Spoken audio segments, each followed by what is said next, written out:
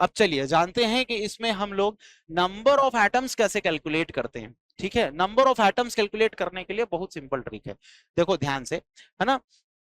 Number of atom calculate करेंगे simple cubic unit cell में, जैसा कि आप लोग डायग्राम देख रहे होंगे यहां से प्यारे बच्चों, है ना। सिंपल क्यूबिक यूनिट सेल में आपका इस तरीके से एक क्यूब बन गया, ठीक है, जिसके 8 कॉर्नर पर क्या प्रेजेंट है, 1/8 पार्ट। देखो 8 कॉर्नर पर क्या प्रेजेंट है, इस तरीके से 8 एलिमेंट 8 एटम्स जो है वो प्रेजेंट है। लेकिन कितना पार्ट इसका प्रेजेंट है इस क्यूब में, कितना पार्ट, ध्यान से देखो। अगर हम इस पूरे बचे खुचे हिस्से को निकाल दें, यानी इसको काट दें, पूरा आधा कर दें, इधर के बचे हिस्से को काट दें, इधर के बचे हिस्से को काट दें, इधर के बचे हिस्से को काट दें, तो आपको कुछ इस तरीके का डायग्राम जो है वो देखने को मिलेगा। किस तरीके का डायग्राम, इस तरीके का एक डायग्राम देखने को मिलेगा। चेक करो, अगर हम इसके पूरे आउटर सरफेस को हटा देते हैं तो हमारा क्यूब का कितना पार्ट है, ये देखो, सिर्फ 1/8वां हिस्सा ही इस क्यूब के अंदर है। और अगर आप इस कॉर्नर के एटम को निकालते हो और इस कॉर्नर को इससे इससे इससे इससे इससे और इनसे अगर ऐसे आप जोड़ते चले जाओगे तो आपको टोटल एक एटम निकल करके आएगा, 8 गोले, 8 का 1/8वां पार्ट। तो इसका फॉर्मूला क्या हो जाता है बेटा निकालने का, सिंपल क्यूबिक यूनिट सेल अगर आप निकालोगे तो आपको पता है 8 एटम्स तो कॉर्नर पे है, और 8 एटम्स में कंट्रीब्यूशन कितना हो रहा है, बाहर के पूरे सरफेस एरिया को हटा दो, ये सब हटा दो, पूरा कंप्लीट कर दो, तो कितना पार्ट आएगा, इसका इतना पार्ट निकल करके आएगा। अब इतने पार्ट को, एक एटम का इतना पार्ट निकला, तो 8 एटम के ऐसे निकलेंगे, मतलब टोटल पूरा एक गोला, एक स्फेयर इस तरीके से कंप्लीट बन करके आएगा। तो टोटल 8 जो कि कॉर्नर में प्रेजेंट है, और उसका कंट्रीब्यूशन कितना है, 1/8 पार्ट, यानी 1/8वां हिस्सा। तो टोटल कितना नंबर ऑफ एटम आ गया, 8 एटम जो है वो यहां से निकल के आएंगे। चलिए नेक्स्ट बात करते हैं बेटा हम लोग किसकी, बॉडी सेंट्रेड क्यूबिक यूनिट सेल में हम लोग एटम्स को कैसे कैलकुलेट करेंगे। बॉडी सेंट्रेड क्यूबिक यूनिट सेल बनाने के लिए हमको क्या करना है,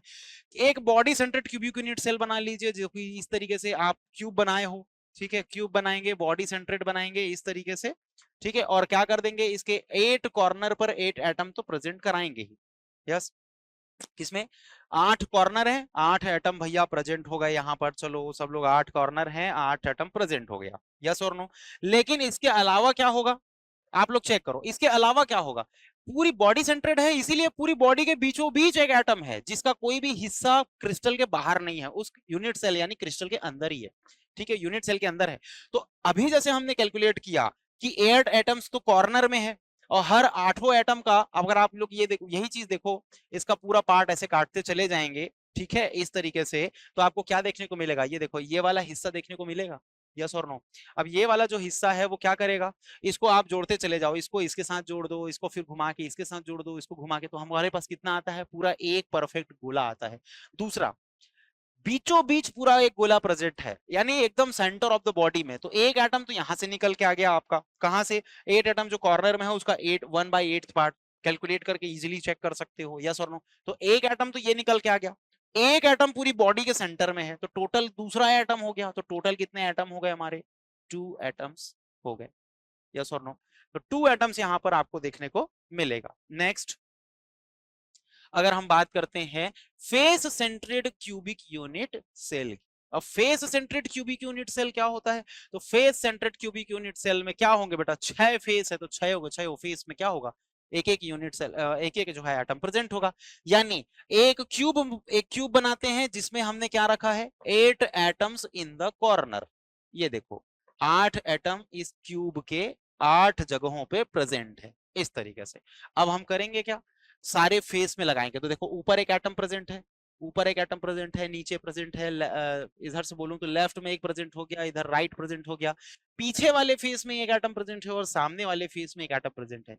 लेकिन एक अगर ये दीवार है, प्यारे बच्चों ध्यान से इमेजिन करो, ये एक दीवार है और इस पर मैं अगर पूरा एक एटम लगा रहा हूं तो कितना पार्ट इसका अंदर रहा, कितना बाहर रहा, ये पूरा बाहर का पार्ट है, आप लोग चेक करो कितना का, ये वाला जो है वो आपका पूरा बाहर का पार्ट हो गया, ठीक है, ये वाला पूरा पार्ट आपका बाहर का है। तो इसको हम लोग क्या कर सकते हैं, इजीली क्या कर सकते हैं बेटा, निकाल सकते हैं इस तरीके से, यस।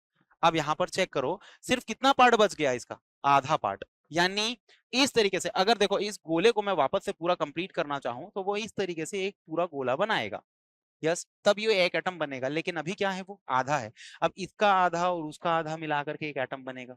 6 फेस है, ध्यान से देखो, सबका हाफ करते जाओ, ऐसे ऐसे ऐसे ऐसे, ठीक है, सबका हाफ कर दिए तो सबका कितना पार्ट बाहर से निकल जाएगा, बाहर जो क्रिस्टल के है उसको पूरा निकाल दो। जैसे आधा काट दिए, देखो आधा कट गया है, वैसे बाहर का पूरा सिस्टम को निकाल दो, तो टोटल कितना बन के निकल के आएगा, आधा आधा एटम सबसे निकल के आएगा। टोटल कितने हैं, 1 2 3 4 5 6, 6 फेस होते हैं, 6 एटम है, 6 एटम है, इसका मतलब क्या हो गया बेटा, 6, और सबका कितना पार्ट ले रहे हो, 1/2 पार्ट, यानी हाफ पार्ट ले रहे हो उसका। तो टोटल मिल करके कितने आ जाएंगे बेटा, 3 एटम्स। अब ये तो 3 एटम आ गया, फिर कॉर्नर का आप पूरा कैलकुलेट करो, कॉर्नर से अगर 8 एटम्स लेंगे, 8 एटम कॉर्नर में है, जो कि कंट्रीब्यूट करता है कितना, अपना 1/8 पार्ट। एक एटम यहां से निकल के आया, प्लस 3 एटम यहां से निकल के आ गए, तो टोटल नंबर ऑफ एटम्स क्या हो जाएंगे आपके पास, टोटल नंबर ऑफ एटम्स हो जाएंगे 4 हो जाएंगे। यस, तो इस तरीके से बेटा प्यारे बच्चों आप लोगों को यूनिट सेल, क्रिस्टल लैटिस, मतलब ये क्वेश्चन में आते हैं कि यूनिट सेल कैलकुलेट करने के लिए आपसे पूछा जा सकता है, तो आप लोग इसको बहुत अच्छे से स्टडी कर लीजिएगा। ठीक है, मिलते हैं नेक्स्ट वीडियो के साथ। Thank you so much, take care and bye bye.